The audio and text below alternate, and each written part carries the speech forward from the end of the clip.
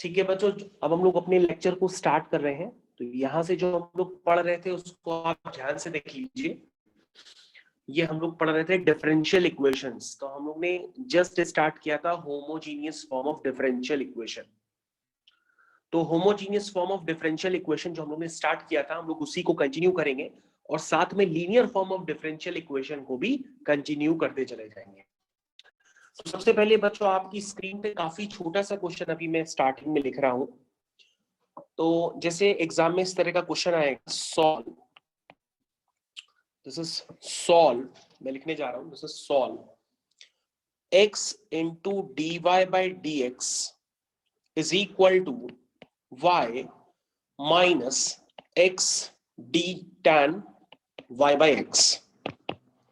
तो बच्चों इस तरह के क्वेश्चन को देखिए, क्या लिखा हुआ है, x dy by dx is equal to y minus x tan y by x।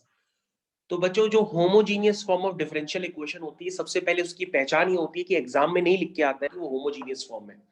सबसे पहले आपको ये करना होगा कि x वाले टर्म x की तरफ, y वाले टर्म y की तरफ जब आप सेपरेट करेंगे तो आप कर नहीं पाएंगे।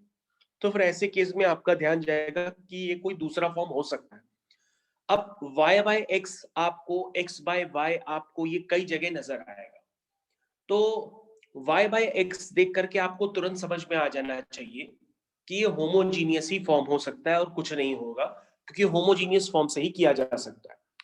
क्योंकि जैसे ही आप इसको डिवाइड करेंगे तो आपको ये बात पूरी क्लियर कट समझ में आ जाएगी। This is y minus x ten y by x whole divided by x। ये देखिए मैंने इसको डिवाइड कर दिया और आप देख सकते हैं हर टर्म की डिग्री जो है वो 1 है। हर टर्म की डिग्री क्या है, 1 है। यानी x जो डिनोमिनेटर में वो भी 1 है, y जो न्यूमरेटर में वो भी है 1 है। x into ten y by x, ten y by x की तो कोई होगी नहीं डायमेंशन, तो x की 1 है ही। तो ओवरऑल आप न्यूमरेटर और डिनोमिनेटर को देखें तो वो आपको होमोजीनियस नजर आएगा। बस आपको एक इस बात का ध्यान रखना होता है कि यदि y बाई एक्स अगर आपको दिखाई दे तो आप y is equal to v x put करेंगे, और यदि आपको x बाय y नजर आए तो आप x is equal to v y put करेंगे। इन दो बातों पे आपको ध्यान देना है, आपका क्वेश्चन बेहद आसान तरीके से हो जाएगा। तो बच्चों यहां पर आपको क्या नजर आ रहा, आपको नजर आ रहा y बाय एक्स, तो आप क्या पुट करेंगे, y is equal to v x, और इसको आप डिफरेंशिएट करेंगे तो ये हो जाएगा dy by dx is equal to v x का 1 x into dv upon dx। ये हो गया बच्चों।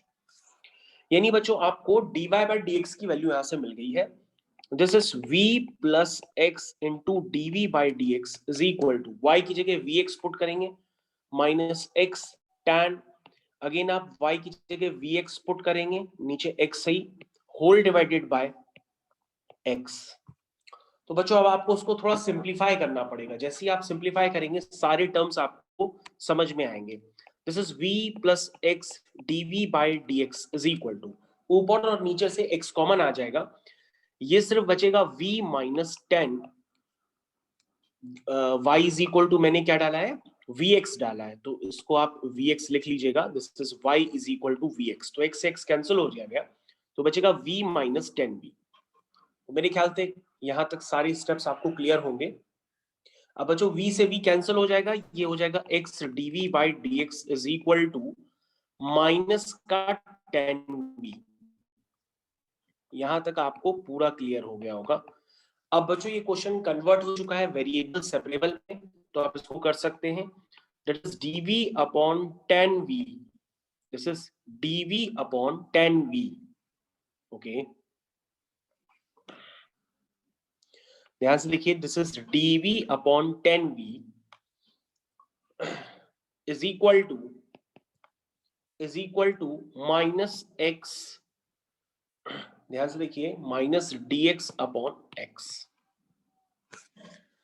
तो यहां तक के पहले सारे टर्म क्लियर कर लीजिए, आपको समझ में आना चाहिए। This is integration dv upon tan v is equal to minus dx upon x। अब बच्चों हम लोग आगे कंटिन्यू कर रहे हैं अगले स्टेप की तरफ। तो अगले स्टेप की तरफ हम लोग बच्चों आगे कंटिन्यू कर रहे हैं। This is dv upon tan v, this is cot v dv is equal to minus integration dx upon x। तो आगे देखिए बच्चों, कॉट वी का इंटीग्रेशन होता है ln sin v, this is ln mod sin v is equal to minus of ln mod x plus, अगर आप log सारे टर्म्स यहाँ लॉग के हैं तो आप लॉग को भी ln c लिख सकते हैं। ठीक है, तो अगर आप यहाँ पे छोड़ देंगे तो आपका ये आंसर सही माना जाएगा। ये अब आपके ऊपर निर्भर करता है कि आप इसको और सिंप्लीफाई करें या ना करें। बस आपको क्या क्या करना होगा, y is equal to v x है तो v की जगह y बाई एक्स आप पुट कर दीजिएगा, आपका क्वेश्चन पूरी तरीके से सही माना जाएगा। लेकिन अगर आप इसको और प्रॉपर करना चाहें तो ये हो सकता है ln mod sin v is equal to ln c upon x, इसको ऐसे लिख लीजिए ln c बाय x। ठीक है, तो यानी हो जाएगा sin v mod is equal to mod of c by x। तो दोनों तरफ mod प्लस माइनस से खोलेंगे तो हट जाएगा, तो यहां से आ जाएगा sin v की जगह पुट कर देंगे आप y by x is equal to c by x। This is the required solution. This is required solution. तो सभी बच्चे इसको चेक कर ले, क्वेश्चन बेहद आसान है, बस अब आप एक बार चेक कर लीजिए आपको कहीं कोई प्रॉब्लम तो नहीं है इसमें। इसके बाद बच्चों हम लोग नेक्स्ट क्वेश्चन की तरफ चल रहे हैं। नेक्स्ट क्वेश्चन भी आप लोगों को करना होगा। ये क्वेश्चंस थोड़े से बड़े भी हो सकते हैं, लेकिन अगर आप पेशेंस रख के करेंगे तो क्वेश्चंस आपसे हो जाएंगे। तो बच्चों अगला क्वेश्चन हम लोग स्क्रीन पे लिख रहे हैं, this is y times integration x cos y by x plus y sin y by x bracket close dx minus x y sin y by x minus x cos y by x bracket close dy is equal to 0। तो सभी बच्चे इस question को करना start करें। ये भी homogeneous form of differential equation है, आपको करना कुछ नहीं है, इसमें y is equal to v x डाल करके क्वेश्चन करना आप स्टार्ट कर सकते हैं। क्वेश्चन को जरूर अटेम्प्ट करिए अगर मैं कह रहा हूं तो, और टाइम के साथ उसका आंसर भी निकालिए। तो करना स्टार्ट करिए, मैं वेट कर रहा हूं।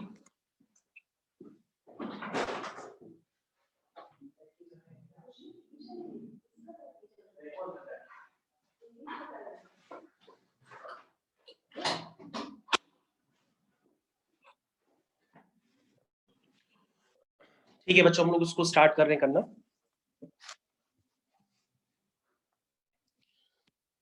This is dy by dx is equal to क्या बन जाएगा, dy by dx is equal to बन जाएगा y times x cos y by x plus y sin y by x bracket close whole divided by x times y sin y by x minus x cos y by x। ये हो गया। अब बच्चों उसको आप धीरे धीरे आगे करना भी स्टार्ट कर सकते हैं, क्वेश्चन इजी है, टफ नहीं है। कैसे करेंगे आप, y equal to v x इसमें पुट करेंगे, तो y is equal to v x आप इसमें पुट कर दीजिए। जैसे ही पुट करेंगे आपका क्वेश्चन बन जाएगा v plus x into d v by d x is equal to y is equal to v x put कर लीजिए, और जब आप सिंप्लीफाई करेंगे तो ये कुछ इस तरीके से नजर आएगा, v cos v plus v sin v whole divided by बनेगा v sin v minus cos v, ये टर्म बन करके आएगा। ओके बच्चों, तो आप इसको रिव्यू करिए, आपको समझ में आया कि नहीं आया, एक बार आप इसको चेक करिए। यहां तक के सारे स्टेप्स आप लोग को क्लियर होने चाहिए। उसके बाद कुछ नहीं करना बच्चों, v को उधर ले जाइए, एलसीएम वगैरह लीजिए। जब आप v को उधर वगैरह लेकर के एलसीएम वगैरह लेंगे तो आपका स्टेप जो बनेगा वो मैं लिखने जा रहा हूं, this is v sin v minus cos v divided by LCM वगैरह, v को उधर ले जाइए, v को जब आप उधर ले जाएंगे एलसीएम वगैरह लेंगे तो आपका टर्म आएगा v sin v minus cos v upon v cos v integration dv is equal to 2 times dx upon x। तो बच्चों इतना प्रोसेस आप भी कर सकते हैं, तो आप जरूर से इतना प्रोसेस करिए और अपने आंसर को जरूर से चेक करिए। ठीक है, कर लिया। अब बच्चों जो डिनोमिनेटर है उसमें v cos v है, v cos v को क्या मान लीजिए, t मान लीजिए, तो ये हो जाएगा v cos v का माइनस साइन v।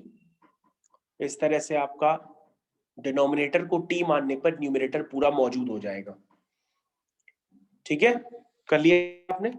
इसका मतलब ये हो जाएगा minus of ln v cos v is equal to 2 ln mod x plus ln c। अब क्वेश्चन आपका फिनिश हो गया। तो क्वेश्चन आपका बच्चों फिनिश हो चुका है। आप यहां पर छोड़ सकते हैं, बस v की जगह y बाई एक्स आपको पुट करना पड़ेगा। बाकी आप सिंप्लीफाई करें या ना करें, ये आपकी मर्जी है। तो हम y is equal to v x है, तो v की जगह हम y बाई एक्स इसमें पुट कर दे रहे हैं। v की जगह हम इसमें y बाई एक्स पुट कर दे रहे हैं। तो बच्चों आप देख लीजिए, ये आपका तैयार हो गया।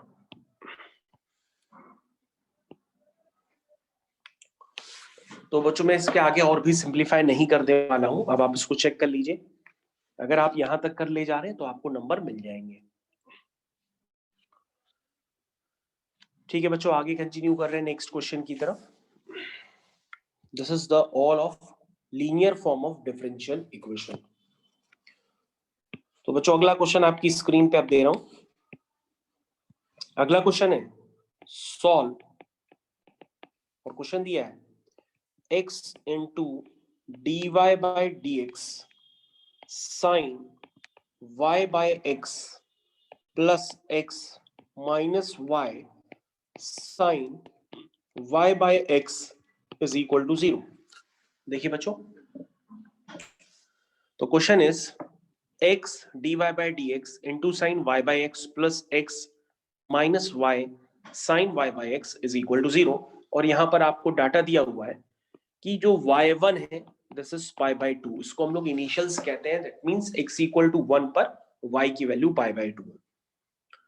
तो सबसे पहले बच्चों y बाई एक्स देख करके आपको खुद ही अंदाजा लग गया होगा कि ये homogeneous form of differential equation ही होगा और कुछ नहीं है।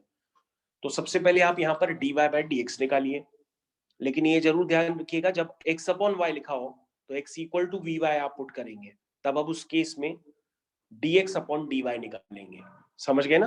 तो उस केस में गलती मत करिए बैठिएगा। ये अभी y equal to v x डाल लें, x equal to v y के केस में आप dy बाई dx ना निकाल करके dx अपॉन dy निकालेंगे। तो बच्चों आपने अभी तक इसको करा होगा कुछ ना कुछ। तो ये हो गया dy by dx is equal to x minus y sine y by x, numerator में ये आएगा और डिनोमिनेटर में आएगा आपका दिस इज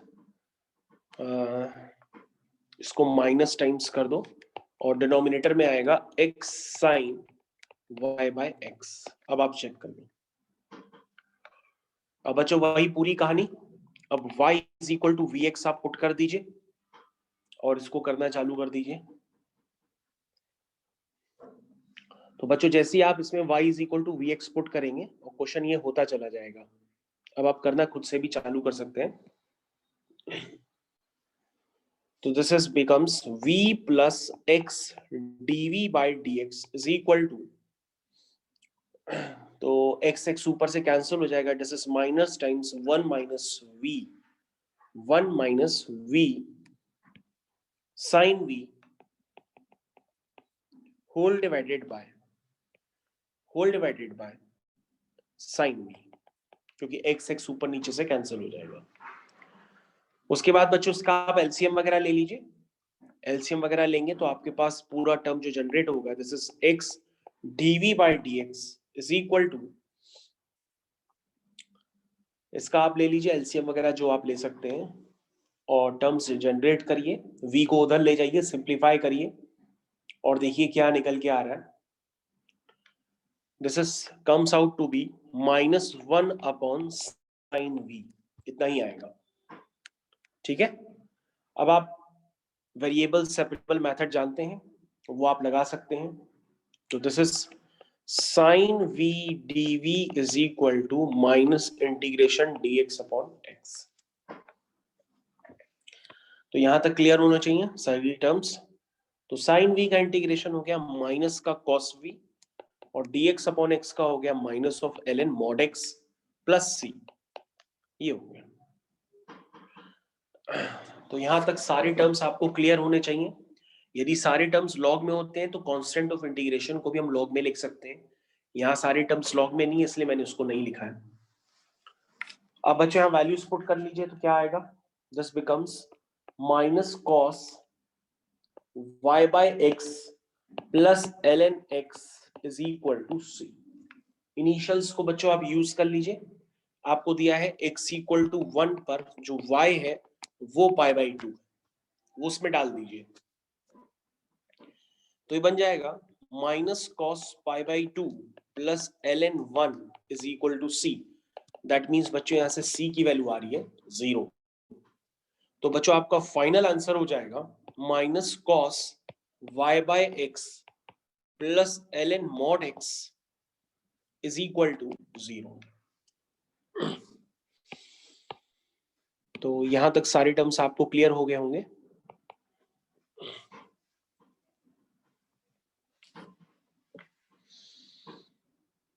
तो अब आप अपना आंसर, सभी लोग जिन्होंने निकाला है वो अपना आंसर भी चेक कर सकते हैं। Answer is minus cos y by x plus ln mod x is equal to 0। This is the required solution of differential equation.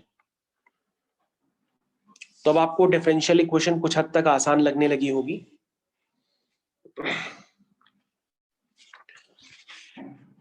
तो बच्चों आपको डिफरेंशियल इक्वेशन अब तो कुछ आसान लगने लगी होगी, और जो फॉर्म आते हैं क्वेश्चंस के वो यही वाले फॉर्म है जो मैं आपसे अभी डिस्कस कर रहा हूं। The next question on your screen is again, तो बच्चों अगले क्वेश्चन के लिए रेडी हो जाइए इसके लिए भी। The question is solve x into e की power y by x minus y sine y by x plus x d y by d x into sine y by x equal to 0। देखिए बच्चों क्या लिखा हुआ है, x into e की power y by x minus y sine y by x plus x d y by d x into sine y by x equal to 0। और आपके पास initials भी गिवन है कि y1 equal to 0, that means x equal to 1 पर y की value 0 है। तो बच्चों आप इसको करना स्टार्ट कर सकते हैं। बिल्कुल सेम काम है, सारा प्रोसेस सेम है, इसलिए मैं ज्यादा समझाए बिना ही ये क्वेश्चन करता चला जाऊंगा। बस आप अपने आंसर्स को टैली करते चले जाइए। तो यहां से आएगा बच्चों dy by d x is equal to y sine y by x minus x into e की power y by x whole divided by this is x sine y by x, ये आएगा dy बाय डी एक्स। तो बच्चों ये 100% homogeneous form है, तो उसमें आप क्या पुट करेंगे, y is equal to v x. तो y is equal to v x करना स्टार्ट कर दीजिए। तो ये बच्चों बन जाएगा question v plus x dv by d x is equal to y equal to v x डाल दीजिए, पूरा सिंप्लीफाई कर लीजिए। तो ये बनेगा v sine v minus e की power v whole divided by v sine v minus e की power v whole divided by sine v। That means ये बन जाएगा x into d v by d x is equal to, ये v को उधर ले आइए, सिंप्लीफाई कर लीजिए। तो v साइन v से कैंसिल हो जाएगा, दिस बिकम्स माइनस ई की power v upon sine v। ये टर्म्स आएंगे बच्चों। यहां तक आप देख लीजिए पहले। तो बच्चों अगला टर्म हम लिखने जा रहे हैं, दिस इज टर्म्स कलेक्ट कर रहे हैं। अब आप टर्म्स कलेक्ट करेंगे तो आएगा e की power minus v into sine v dv is equal to minus integration dx upon x, ये आएंगे बच्चों टर्म्स। अब आप चेक कर लो। और बच्चों e की पावर x sin x का इंटीग्रेशन सभी बच्चों को बताया जाता है। e की पावर x sin x का इंटीग्रेशन सभी बच्चों को बाई पार्ट से करने आता होगा, और यदि किसी को नहीं आता है तो वो मेरे को अभी भी बता सकता है। दिस e की पावर x sin x हो, इस तरह का इंटीग्रेशन आप जानते हैं करना। आप आइलेट को लेट कर लेते हैं तो एक्सपोनेंशियल सबसे लास्ट में आता है, ये सेकंड टर्म होता है, ये फर्स्ट टर्म होता है। इसको लेट करके आप बाई पार्ट्स लगा के कर लेते हैं। लेकिन कई बच्चों को मैंने ये लर्न करवा रखा है ऑलरेडी, तो आप ये भी लगा सकते हैं कि e की पावर ax sin bx, अगर इस तरह का फॉर्म हो तो अगर आप इसको लर्न कर सकते हैं तो लर्न कर लीजिए। दिस इज e की power ax a square plus b square a sin bx minus b cos bx। तो इससे आप जल्दी अपना आंसर की तरफ अप्रोच कर सकते हैं। तो ये कई बच्चों को मैंने ऑलरेडी लर्न भी करवा रखा है, तो आप भी इसको लर्न कर सकते हैं। और अगर आपको लर्न नहीं होता है तो आपको फिर पूरा यहाँ पे बाई पार्ट लगाना पड़ेगा, और बाई पार्ट आप लगाएंगे तो आपके पास जो स्टेप्स आ रहे हैं वो मैं लिख रहा हूँ डायरेक्टली। तो आ जाएगा e की power minus v by two minus sine v minus cos v is equal to minus of ln mod x plus ln of mod c, या c ही लिख लीजिए, mod c भी एक c मान लीजिए। ठीक है, यहां तक समझ गए आप लोग? ओके, तो सारे टर्म आप देख सकते हैं। अगर आप यहाँ प्लस c लिख करके भी छोड़ देंगे तो भी काम चल जाएगा। अब आगे करने के लिए आपके पास सारे हथियार हैं, आप यूज करिए। दिस इज e की power minus y by x upon two, इसमें से माइनस कॉमन ले लो तो ये बन जाएगा sine y by x plus cos y by x is equal to minus of l n x plus c, minus of l n x plus l n c. ये आपको ऊपर है, आप मॉड लगाए या ना लगाए देख लीजिएगा। ओके, अब बच्चों सारे इनिशियल्स आपको पता है, यहाँ पे वैल्यूज पुट कर दीजिए। x इक्वल टू 1 पर y आपका 0 है, ये वैल्यू आपको पुट करनी है। जब आप पुट करेंगे तो आपके पास c की वैल्यू आ जाएगी। तो बच्चों देखिए c की वैल्यू क्या आई है, वो उसको आप निकाल करके यहाँ पर पुट कर दीजिएगा तो आपका फाइनल आंसर आ जाएगा। ठीक है, c की वैल्यू निकाल के जब आप पुट करेंगे तो आपका फाइनल आंसर जो सबसे सिंप्लीफाइड फॉर्म में आएगा वो मैं आपका लिख देता हूँ। दिस इज e की power minus y by x sine y by x plus cos y by x is equal to ln mod x square plus 1, ये आएगा बच्चों। तो आप किसी भी स्टेज पे जाके सिंप्लीफाई कर सकते हैं, या आपके ऊपर निर्भर कर सकते हैं। आप स्टार्टिंग में भी थोड़ा बहुत करके छोड़ सकते हैं सी की वैल्यू निकाल के। तो बच्चों हम लोग अगले क्वेश्चन की तरफ चल रहे हैं। अगले क्वेश्चन के लिए रेडी हो जाइए।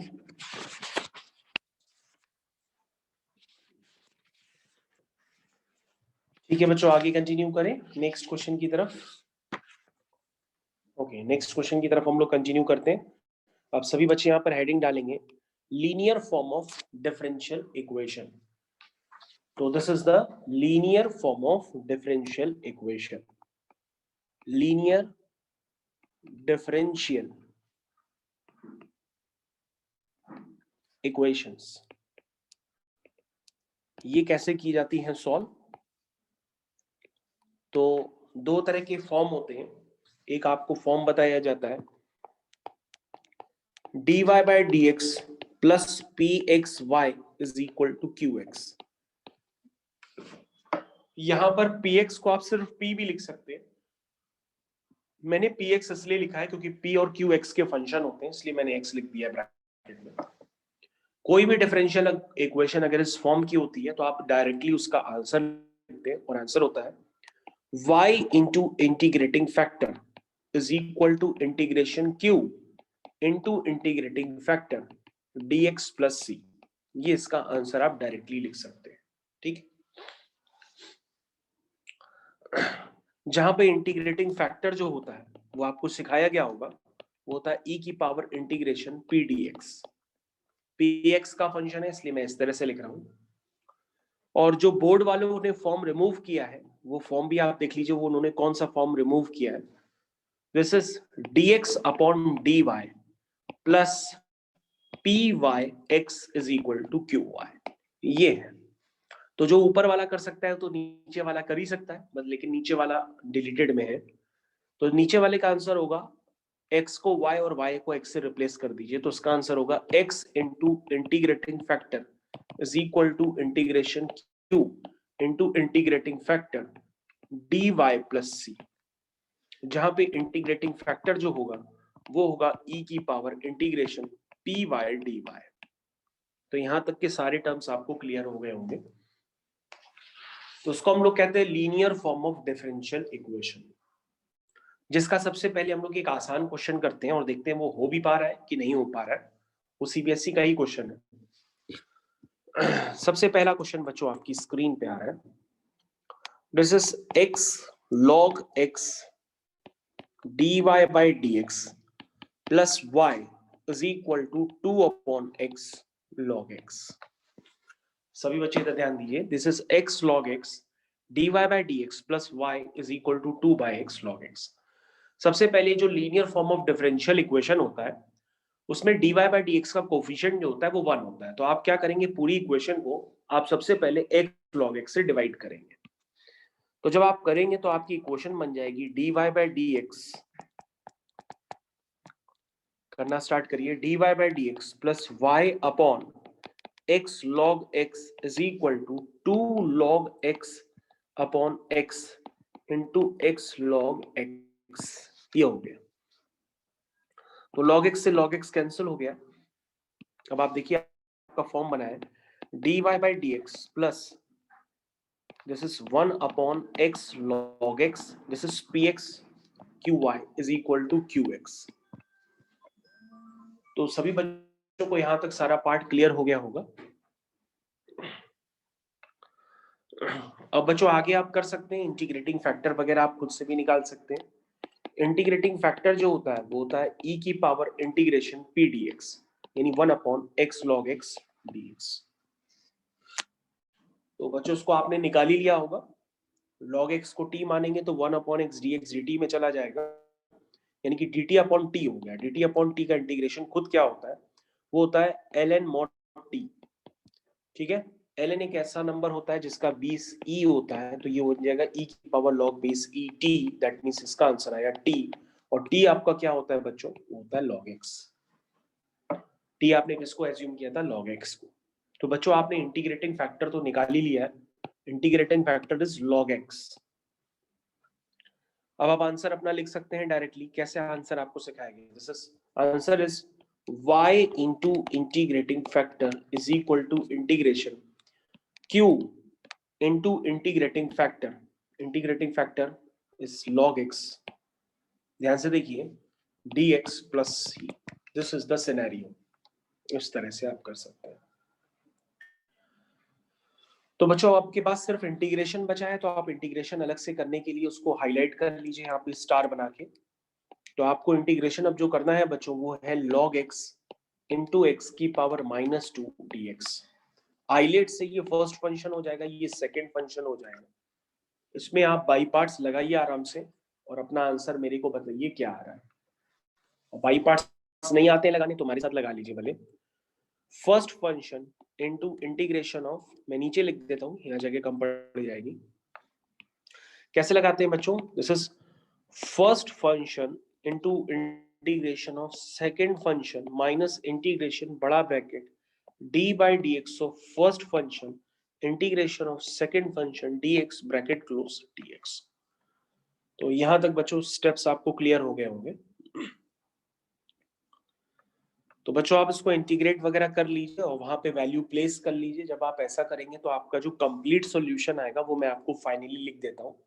This is y log x is equal to -2 by x 1 plus log x plus C, ये आपका आंसर आएगा। और बच्चों ये जो लॉग है इसको आप ln x भी लिख सकते हैं, इस log x को आप ln x भी लिख सकते हैं, दिस इज ln x, क्योंकि इंटीग्रेशन डिफरेंशिएशन में जहां जहां log होता है उसका मतलब अंडरस्टूड होता है कि वो ln ही है। तो आप y into l n x is equal to -2/x 1 plus l n x plus c, इस तरह से आंसर निकाल सकते हैं। अब आंसर निकाल के आप टैली कर लीजिए, मैं आपको टाइम दे रहा हूं, पहले आप भी कर लो। अगर आपको क्वेश्चन आते हैं तो ओवर कॉन्फिडेंस में ऐसा ना करिएगा कि आप करें ही ना, आप भी हमारे साथ करिए, बल्कि आंसर जल्दी से निकाल के हमसे पहले टैली कर लिया करिए कि हाँ यही आंसर आ रहा है। स्टेप्स जितने रिक्वायर्ड है मैं उतने ही स्टेप्स लिख रहा हूँ, क्योंकि इंटीग्रेटिंग फैक्टर अगर आप बिना निकाले ही क्वेश्चन कर देंगे तो फिर आपके नंबर कट जाएंगे। इसलिए जो मैं स्टेप्स लिख रहा हूँ ये सारे कंपलसरी स्टेप्स हैं, ये मैं कोई अपने मन से नहीं लिखे जा रहा हूँ। तो बोर्ड्स में हर चीज का सॉल्यूशन, हर चीज को दिखाना पड़ता है, ठीक है। तो समझ गए होंगे आप लोग, आगे कंटिन्यू करें।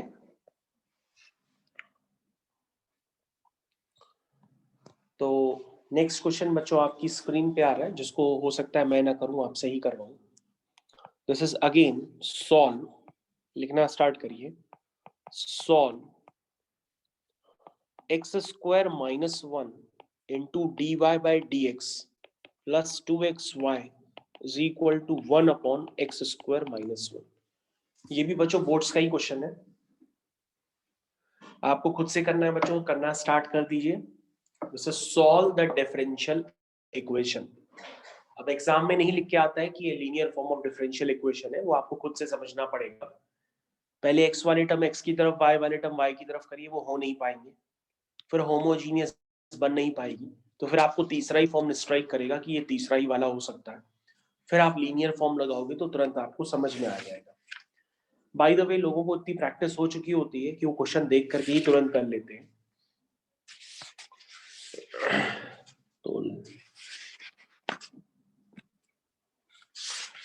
तो ठीक है बच्चों, आपने कर लिया होगा, मैं आगे कंटिन्यू कर रहा हूँ। इस क्वेश्चन को आप जरूर से जरूर कर लीजिए,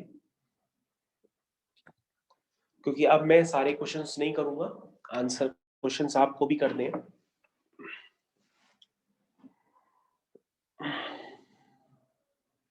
सबसे पहले आपने क्या किया होगा, dy बाई डी एक्स का कोफिशिएंट 1 बनाया होगा, तो 1 बनाते ही क्या बन गया होगा,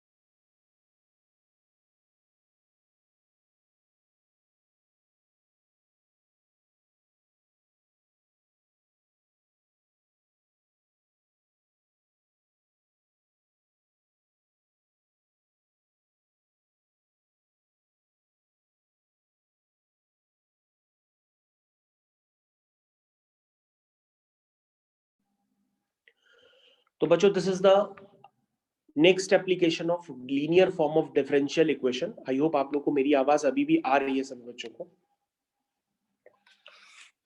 तो बच्चों उसको करना स्टार्ट करिए, क्योंकि मैं आपके भरोसे नहीं बैठूंगा। आप कर रहे हो कि नहीं कर रहे हो मेरे को अभी पता नहीं पड़ रहा है, कि मैं आपकी कॉपीज भी चेक नहीं कर सकता हूँ सबकी। This is dy by d x, this is cos square x से डिवाइड करेंगे तो ये sec स्क्वायर एक्स हो जाएगा, y is equal to 10x और ऊपर आकर के sec स्क्वायर एक्स हो जाएगा। अब बच्चों हम इसको कंपेयर करेंगे dy by d x plus p x y is equal to q x से हम इसको कंपेयर करेंगे। तो बच्चों जब हम इसको कंपेयर करेंगे तो ये क्या बनेगा, इंटीग्रेटिंग फैक्टर्स का साफ साफ नजर आ रहा है। तो इंटीग्रेटिंग फैक्टर बच्चों क्या होगा, दिस इज आई एफ से रिप्रेजेंट करते हैं, होता है ई की power integration p d x. तो ये हो गया sec square x d x, और सेक स्क्वायर एक्स का इंटीग्रेशन होता है 10x, तो ये बन गया ई की पावर 10x। अब बच्चों आप इसका फाइनली आंसर भी लिख सकते हैं बहुत आसान तरीके से, this is y into integrating factor is equal to integration q into integrating factor, और q की जगह क्या है आपका 10x into sec square x dx plus c। हो गया, कितना आसान है। अब बच्चों यहां पर देखो, अगर आपको कोई प्रॉब्लम आ रही है इस वाले क्वेश्चन में तो आप अभी भी हमको बता सकते हो, क्योंकि ये आगे की वर्किंग बेहद आसान है। आप 10x को t मान लो तो sec स्क्वायर एक्स dx जो है आपका dt में कन्वर्ट हो जाएगा। तो बच्चों ये e की पावर t हो जाएगा, और 10x को आपने t माना है, और sec स्क्वायर एक्स dx आपका dt में कन्वर्ट हो जाएगा। तो यहां तक आप समझ गए होंगे। अब बच्चों उसमें क्या लगेगा, अगेन बाई पार्ट लगेगा। ये वाला आपका सेकंड फंक्शन हो जाएगा, ये वाला आपका फर्स्ट टी जो है फर्स्ट फंक्शन हो जाएगा। इसमें आप बाई पार्ट्स लगा लीजिए, और बाई पार्ट लगा करके आप अपना फाइनल आंसर निकालिए और मेरे को बताइए क्या आ रहा है। इसका बाई पार्ट तो बेहद आसान होगा भाई।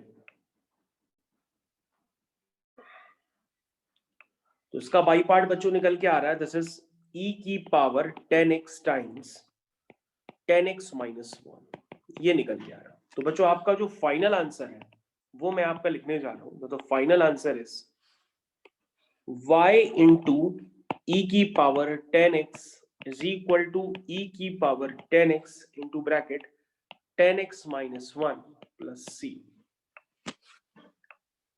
तो बच्चों ये आपका फाइनल आंसर कहलाएगा। ठीक है, तो सभी बच्चे यहां पर रिव्यू करें, क्वेश्चन की तरफ ध्यान से देखें।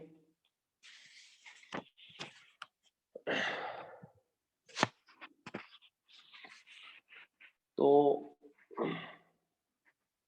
अभी भी कोई समस्या हो तो आप हमको बता सकते हैं इस क्वेश्चन में।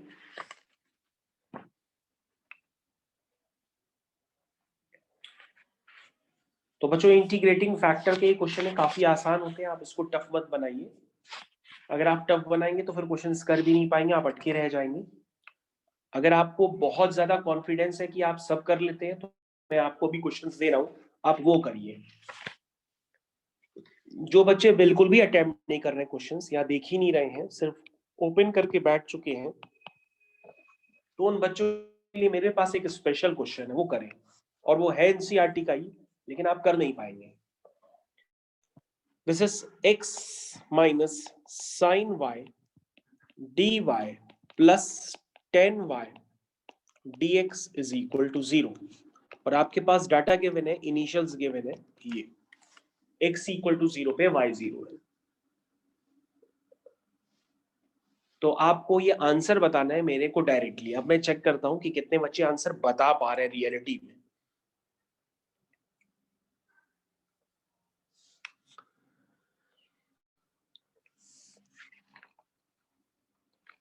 तो बच्चों ये क्वेश्चन आपको करना है, करना स्टार्ट कर दीजिए और मेरे को आंसर जल्दी से जल्दी बताइए।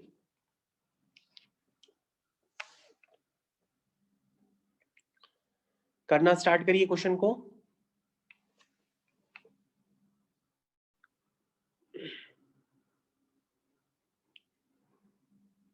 ठीक है बच्चों, उसको स्टार्ट करिए करने के लिए। अब मेरी आवाज आ रही सभी बच्चों को? Yes sir. Okay.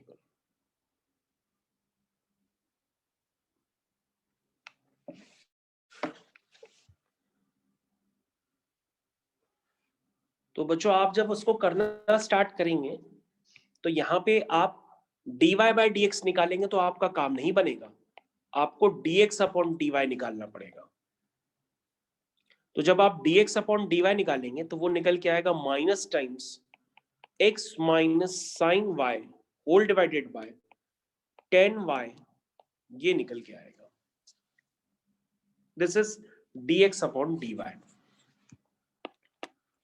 This is dx upon dy is equal to, ये बन जाएगा sine y minus x upon 10y, जिसको आप सारे टर्म्स वगैरह लेके सिंप्लीफाई करेंगे और इस तरफ लाएंगे तो ये साइन y अपॉन, इसको आप लिख लीजिएगा साइन y, तो ये cos y ऊपर चला जाएगा और 1 अपॉन 10y हो जाएगा cot y।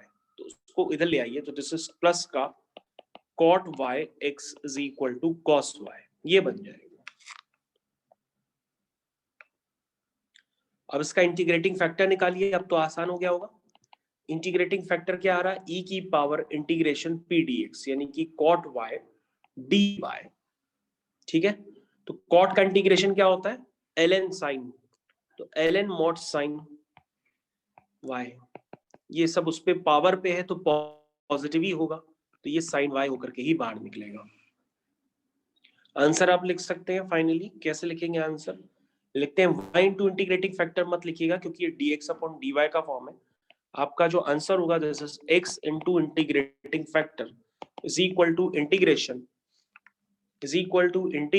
q into integrating factor, this is cos y into sine y dy plus c, आपका आंसर हो जाएगा।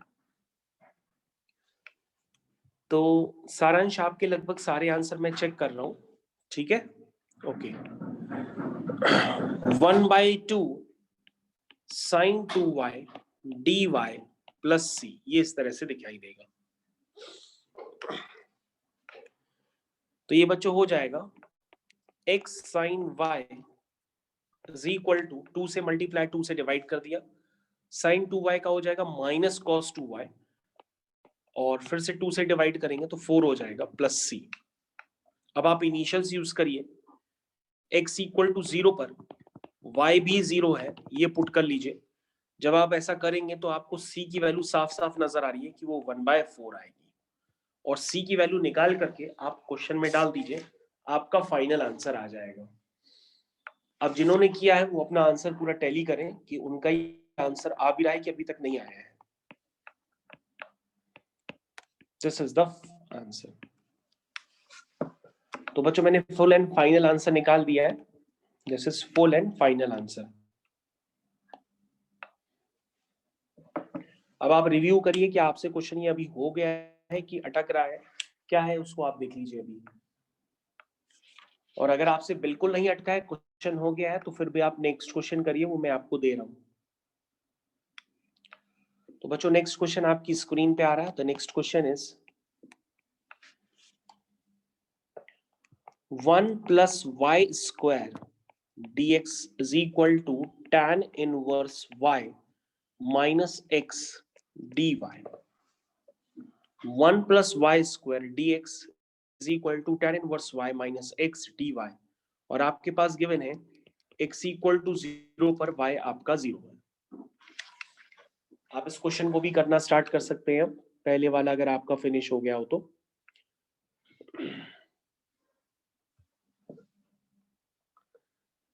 तो मैं इस क्वेश्चन का भी 1-2 स्टेप लिख करके डायरेक्ट आंसर लिख दूंगा, आप लोग इसको करना स्टार्ट कर दीजिए। बल्कि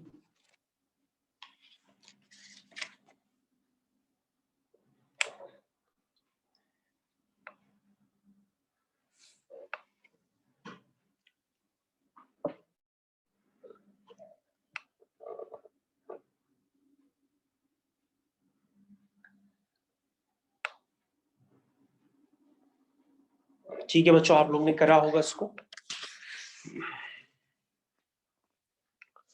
तो जब आप करेंगे तो यहां से आप dy बाई डी एक्स निकाल के काम नहीं बनेगा, आपको dx अपॉन dy ही निकालना पड़ेगा, तभी प्रॉपर फॉर्म बन पाएगा, अदरवाइज नहीं बन पाएगा। This is tan inverse y minus x whole divided by 1 plus y square. ठीक है, अब आप टर्म्स कलेक्ट करिए। This is dx upon dy plus x times 1 plus y square, this is tan inverse y whole divide by 1 plus y square. तो आपने अगर ऐसे किया होगा तो क्वेश्चन आपका हो जाएगा, अदरवाइज आपसे क्वेश्चन अभी भी अटक रहा होगा।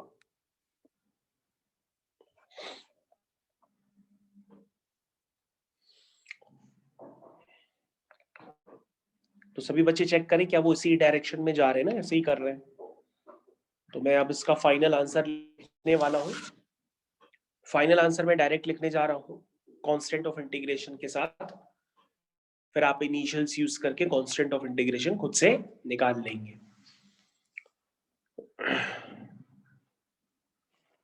तो बच्चों ये आ रहा है कांस्टेंट ऑफ इंटीग्रेशन के साथ, this is x into e की power tan inverse y is equal to e की power tan inverse y bracket में tan inverse y minus 1 plus c। ये बच्चों आपका आंसर है। अब बच्चों आगे आप क्या करेंगे, c की वैल्यू निकालने का तरीका हमने बताया है। x इक्वल टू 0 पर y 0 है, सेम कंडीशंस पहले वाले क्वेश्चंस की तरह है। इसको आप यूज करेंगे तो आपकी c की वैल्यू आ जाएगी 1, और c की वैल्यू 1 आएगी तो आपका फाइनल आंसर जो होगा वो 1 के साथ लिखा जा सकता है। This is x into e की power tan inverse y is equal to e की power tan inverse y tan inverse y minus 1 plus 1। तो बच्चों ये आपका फाइनल आंसर कहलाएगा। ठीक है, इसको आप चेक कर लो, ये आपका फाइनल आंसर कहलाएगा।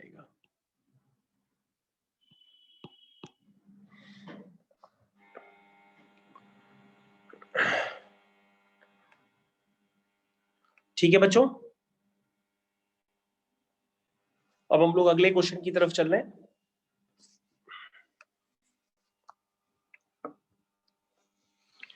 तो बच्चों अगला क्वेश्चन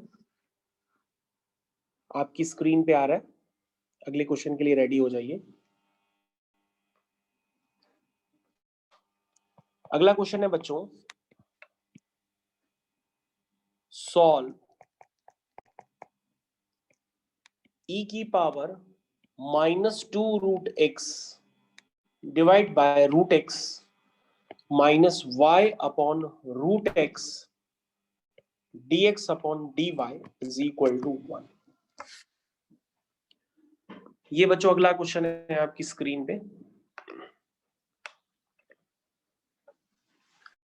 अगेन ये बोर्ड्स में आया हुआ क्वेश्चन है, लेकिन देखने में इतना ज्यादा इम्प्रैक्टिकल लगता है कि कई क्वेश्चंस कई लोगों का ही गलत भी हो जाता है तो इजी क्वेश्चन वैसे काफी।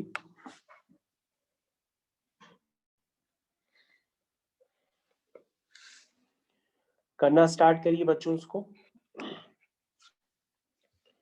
तो बच्चों जब आप यहां से dy बाय dx निकालेंगे तो सबसे पहले dy बाय dx निकालते हैं, और अगर काम नहीं बनता तो dx अपॉन dy निकालते हैं। तो बच्चों जब आप dy बाय dx निकालेंगे तो उससे आपका काम बनता हुआ नजर आएगा। ये देखिए ये आ रहा है। उसके बाद टर्म्स आप कलेक्ट कर लीजिए, तो ये बन जाएगा dy by dx plus y into 1 upon root x is equal to e की पावर -2√x अपॉन √x। अब आप चेक कर लो, आपसे क्वेश्चन हो जाएगा, बहुत कोई बड़ा क्वेश्चन नहीं है। इंटीग्रेटिंग फैक्टर आप निकाल लो। इंटीग्रेटिंग फैक्टर क्या आएगा, वो आएगा ई की power integration P dx, this is 1 upon √x dx। तो ये बच्चों बन जाएगा फाइनली ई की पावर 2√x। ठीक है,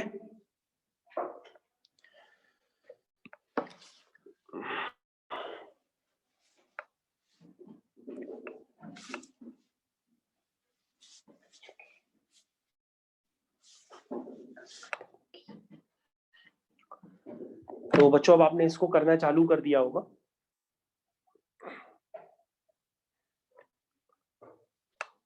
ओके,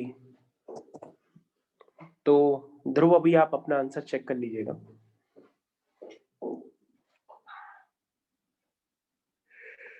तो बच्चों अगला स्टेप जो फाइनल है मैं इसका लिखने जा रहा हूं, this is y into integrating factor के साथ जो आपका आंसर आएगा तो वो आएगा y इंटू ई की power 2√x is equal to 2√x plus c। ये मैंने फाइनल इंटीग्रेशन करने के बाद लिखा है, ये आपका आंसर है।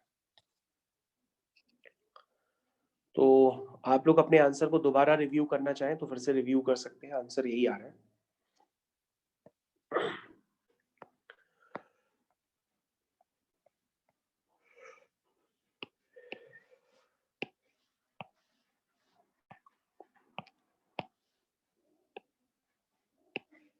तो काफी सारे बच्चों ने क्वेश्चन कर लिया होगा ऑलरेडी, आप एक बार रिव्यू कर लो क्योंकि आंसर तो मेरे पास काफी सारे बच्चों के आ रहे हैं।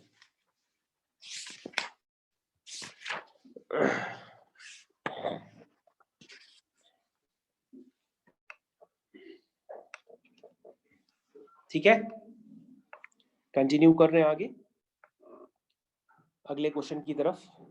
तो बच्चों अगला क्वेश्चन आपकी स्क्रीन पे आ रहा है। The question is the surface area of a balloon, लिखिए हमारे साथ, the surface area of balloon, the surface area of balloon being inflated changes at constant rate, changes at constant rate. If initially its radius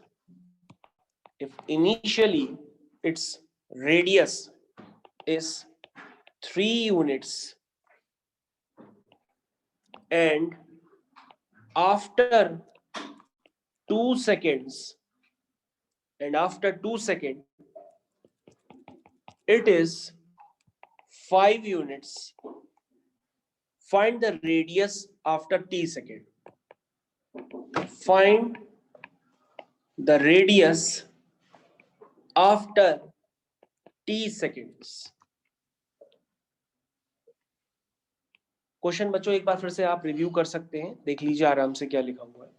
The surface area of a balloon being inflated changes at constant rate.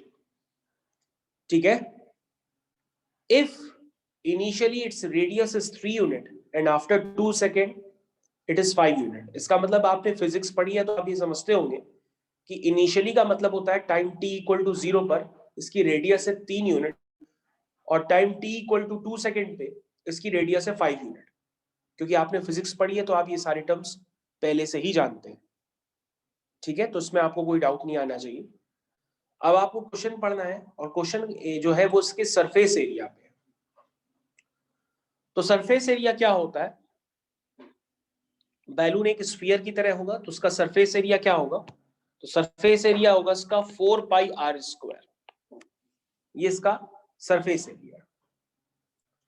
उसके बाद आप क्या करेंगे, इसको differentiate करेंगे और differentiate करने में 4 कांस्टेंट है, पाई कांस्टेंट है, r कांस्टेंट नहीं है क्योंकि अगर r कांस्टेंट होता तो r पे बेस लिमिट नहीं होती। तो अब आप क्या करेंगे, इसका रेट निकालेंगे तो आएगा ds/dt is equal to 4πr² का 2r इंटू dr/dt, ये निकल के आ जाएगा। और उन्होंने साफ साफ लिखा है the surface area of balloon changes at constant rate, यानी कि जो सरफेस एरिया है बैलून का वो चेंज करता है कांस्टेंट रेट के साथ। तो इसका मतलब ds/dt को आप क्या मान लेंगे, k मान लेंगे। क्या मान लेंगे, k मान लेंगे। तो ds/dt बच्चों आपका k हो जाएगा इज इक्वल टू, ये हो जाएगा 8πr इंटू dr/dt। ये क्वेश्चन में ही लिखा है कि ds/dt आपका एक कांस्टेंट है तो मैंने उसको k एज्यूम कर लिया। ठीक है, इस तरह के क्वेश्चंस करने की आपकी आदत होनी चाहिए। अगर क्वेश्चन का पैटर्न थोड़ा सा भी बदला, हो सकता है ये केस स्टडी में चला जाए क्वेश्चन, और अगर केस स्टडी में गया तो उसमें फिर काफी सारे पार्ट बना करके आपसे पूछा जाएगा। पहले पार्ट में आपसे ds/dt पूछा जाएगा, दूसरे पार्ट में आपसे जो भी कांस्टेंट ऑफ इंटीग्रेशन पूछा जाएगा। इस तरह से मैं अभी आपको वैसे ही रिसेंटली सैंपल पेपर आपको भेज भी रहा हूं। मैंने आपको एक बोर्ड की तरफ से जो सैंपल पेपर आया था वो तो मैंने काफी पहले ही आपको पब्लिश कर दिया था, आज से 2 महीने पहले ही। लेकिन रिसेंटली मैंने आपको 2 सैंपल पेपर आपके ग्रुप में और भी डाले हैं। वो केस स्टडी की वजह से है, क्योंकि आपने केस स्टडीज के क्वेश्चन मैथ्स में ज्यादा किए नहीं है, इसलिए मैंने आपको 2 सैंपल पेपर और भी भेजे हैं ताकि आप केस स्टडी के क्वेश्चंस लगा पाए। तो उनको अटेम्प्ट जरूर करिएगा, मैं उनके सॉल्यूशंस भी आपको भेजूंगा। तो मैंने 2 सैंपल पेपर भेजे हैं 2 दिन में लगातार, तो आप उनको जरूर रिव्यू करिएगा। वो लगाने के लिए ही भेजे हैं, देखिएगा नहीं, आपको लगाने हैं उनको। तो बच्चों यहाँ पर मैंने ds बाई dt को k पुट कर दिया है। अब आप तो समझ ही गए हैं कि ये क्वेश्चन कैसे होगा।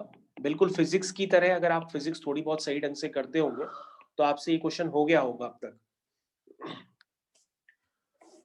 तो 8 पाई का कांस्टेंट है, बाहर आ जाएगा dt का t, और चाहे आप लिमिट्स यहाँ पे भी लगा सकते हैं डायरेक्टली, ये तो आपके ऊपर निर्भर करता है आप कैसे सोच रहे हैं। और ये क्या हो जाएगा बच्चों, 8 पाई और r का हो जाएगा r स्क्वायर बाई 2, ऐसे ही तो होगा, प्लस c। तो बच्चों ये हो जाएगा, this is kt is equal to क्या आया, 8 पाई आर स्क्वायर, यानी कि कितना आया, 4 पाई आर स्क्वायर प्लस c, ये बन गया। अब बच्चों कांस्टेंट ऑफ इंटीग्रेशन की वैल्यू आप निकाल लीजिए अपने हिसाब से, मैंने आपको डाटा ऑलरेडी दे रखा है। एक बार t इक्वल टू 0 पर r की वैल्यू 3 है, और एक बार t की वैल्यू 0 पर r की वैल्यू 3 है, और एक बार डाटा दिया t इक्वल टू 2 पर r का वैल्यू 5 है। ये 2 वैल्यूज हमने आपको ऑलरेडी दे रखा है, इनको यूज करिए और आगे बढ़िए। एक बार c की वैल्यू निकालिए और एक बार k की वैल्यू निकालिए। जब आप ऐसा करेंगे तो आपसे c और k दोनों निकल आएंगे, बल्कि c आपका हो सकता है, अगर आप कर रहे हो हमारे साथ, तो c भी निकल आया होगा और k भी निकल आया होगा। यानी आपका जो फुल एंड फाइनल आंसर आएगा वो आएगा, दिस इज, सारी वैल्यूज पुट करेंगे तो आपका फुल एंड फाइनल, आपसे जो पूछा जा रहा वो रेडियस पूछी जा रही है इन टर्म्स ऑफ टी। तो बच्चों रेडियस आएगी आपकी in terms of t, this is r square is equal to 8t plus 9, और आप इसको और सिंप्लीफाई करेंगे तो r बन जाएगा square root of 8t plus 9। तो बच्चों दिस इज द रिलेशन। ठीक है, इस तरह से क्वेश्चन को किया जाता है।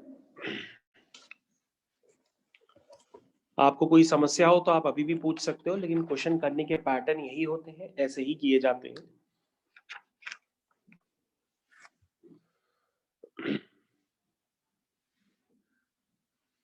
ठीक है बच्चों, हम लोग आगे कंटिन्यू कर रहे हैं अगले क्वेश्चंस के साथ। The next question on your screen is,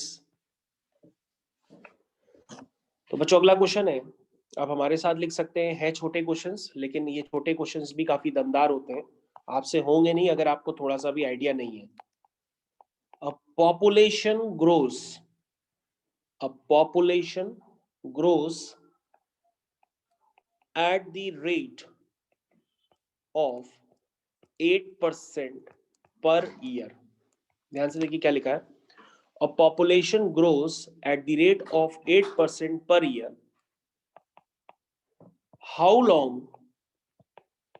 does it take, how long does it take for the population to double? ठीक, तो बच्चों क्वेश्चन आपके सामने आ गया है, आपको पूरा क्लियर भी हो गया होगा क्या दिया है मैंने। A population grows at the rate of 8% per year, how long does it take for the population, यानी कि आपसे टाइम पूछा जा रहा है, यानी कितने समय बाद ये जो पॉपुलेशन है डबल हो जाएगी। तो बच्चों क्या दिया है, अब population grows at the rate, यानी कि पॉपुलेशन को अगर हम p मान लेते हैं तो उसका रेट क्या होगा, dp बाई dt।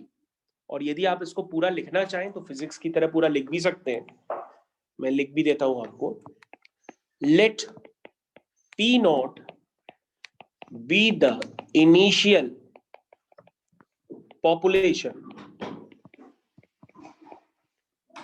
ठीक है, let p nought be the initial population and let the population and let the population after t seconds, seconds ना लिखो, ईयर्स लिखो, ठीक है। Okay, let the population after t years be p, ठीक है। तो आपके पास गिवन क्या है, आपके पास गिवन एक डाटा, वो डाटा लिखिए, डीपी बाई डी टी, ये जो है rate of change of population, कैसे है 8% पर ईयर। यहाँ पे जो टाइम है वो सेकंड के टर्म्स में नहीं है, वो ईयर के टर्म्स में, इसलिए मैंने यहाँ टाइम को ईयर में लिया है, सेकंड्स में नहीं लिया है।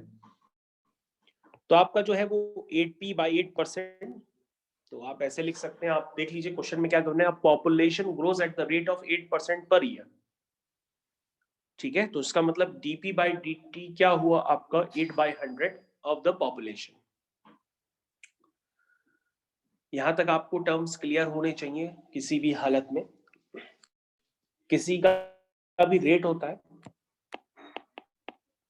तो आप उसको ऐसे ही लिखते हैं, दिस इज 2p बाई 25, ठीक है। इसको सिंप्लीफाई कर लीजिए तो ये बन जाएगा dp upon p is equal to 2/25 times dt। तो ये बन गया बच्चों, dp अपॉन p का होता है ln p is equal to 2/25, ये हो जाएगा t प्लस c। और बच्चों आपके पास डाटा गिवन है, उसको आप यूज कर लीजिए। क्या गिवन है कि टाइम t इक्वल टू 0 पर जो उसकी इनिशियल पॉपुलेशन है वो मैंने क्या मानी है, पी नॉट मानी है ना। तो आप यहां से c की वैल्यू निकाल लीजिए। तो c की वैल्यू निकलेगी, जब आप ऐसा करेंगे तो c की वैल्यू आएगी बच्चों, वो आएगी ln p नॉट। तो आप यहाँ पे डाटा लिख सकते हैं कि ln p is equal to 2/25 t plus c की वैल्यू क्या है ln p नॉट, ठीक है। यहां तक समझ गए।